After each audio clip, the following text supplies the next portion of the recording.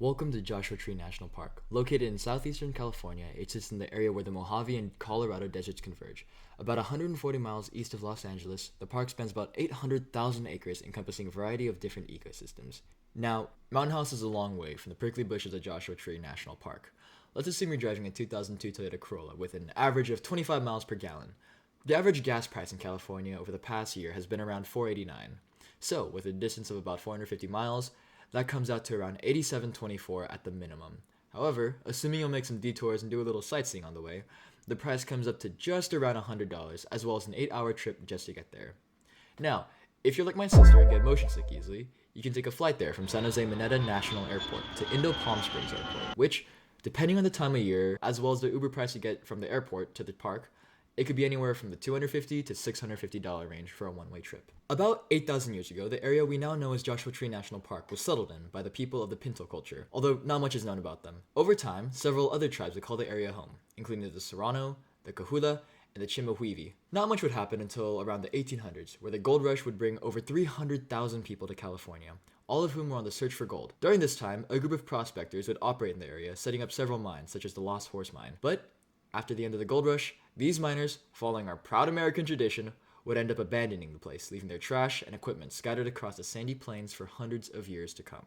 Fast forward to the 30s, where one Minerva Hoyt, a Pasadena resident who was extremely fond of desert plants, became concerned about the removal of the cacti and other plants in the area. She would work tirelessly, pushing for the protection of the land, and on August 10th, 1936, she would finally get her wish, with President Franklin D. Roosevelt using the power of the 1906 Antiquities Act to establish Joshua Tree National Monument, protecting over 800,000 acres of land. During the 1950s, however, the size of the park would be reduced, with 290,000 acres of land being opened up to allow for more mining operations. The park would finally be granted the status of National Park on October 31st, 1994, under the Desert Protection Act, becoming the 35th to do so. The park would also be expanded by 230,000 acres during the transition, helping bring it back to its former glory. Joshua Tree National Park is a hotspot of funky geological formations such as monzonite boulders, exfoliation domes, and the alluvial fans. Over the course of millions of years, erosion, water infiltration, and weathering have all led to these unique geological formations that we now see today. Not only that, but Joshua Tree is also home to some incredible natural wonders such as Skull Rock, Arch Rock, and the Cola Cactus Gardens. As stated previously, Joshua Tree is a place where two desert ecosystems meet, the Mojave Desert and the Colorado Desert. The Mojave Desert is the western desert ecosystem.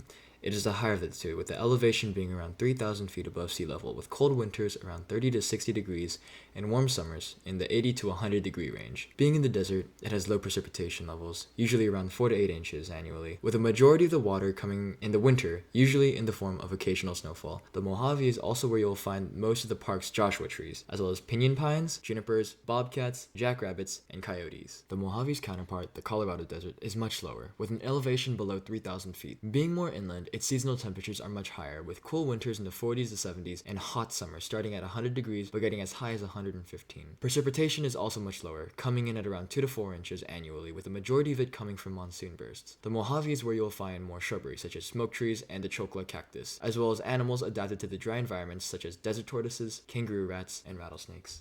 The Joshua Tree is more than just the park's namesake. It also serves as a keystone species. These trees provide food, shelter, as well as nesting sites for countless creatures. Alongside it grow the crowsky bushes, a foundational species that dominate much of the desert's floor, supporting the park's biodiversity by stabilizing the soil and providing essential resources for wildlife. And finally, the cholla cactus, endemic to this region, are core to many of the biome's birds who rely on its bright flowers for food. Kangaroo rats are essential to this ecosystem, as these animals have evolved to suck the water from seeds, making this keystone species crucial for seed dispersal. Another big plant muncher are desert tortoises, which are sadly an endangered species, as climate change threatens the existence of the species in this region. Preying on them are some of the region's secondary consumers. The sidewinder rattlesnake, coyotes, and bobcats all make up that third layer of the trophic pyramid. The golden eagles, mountain lions, and great horned owls serve as the apex predators in this region, capping off the trophic pyramid. Besides having an awesome name, the park is a vital ecological asset. The park's two major desert ecosystems, the Mojave Desert and the Colorado Desert, each support a diverse array of plants and animals, many of which can't really be found anywhere else on the planet. Additionally, they help combat carbon sequestration. Although the plants don't make too much of an impact by absorbing the carbon from the atmosphere, the creosote bushes help stabilize the soil, preventing small dust particles from entering the atmosphere. Another very important part is soil integrity and desertification.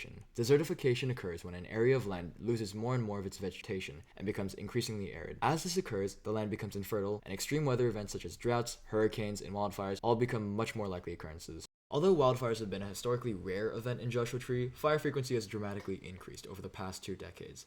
Invasive grasses such as red brome and Saharan mustard can create highly flammable fuel for these wildfires, which are detrimental to Joshua trees. In response, the Mojave Desert Fire Management Strategy has been created, focusing on invasive plant removal. Joshua Tree is also a victim of humans. Tourism brings in over 3 million visitors annually, many of whom contribute to the park's trail erosion, littering, and disturbance of wildlife. In response, the Visitor Management Plan have implemented permit systems for backcountry camping and restricted off-road vehicle access acres to hopefully mitigate the human effects on the site.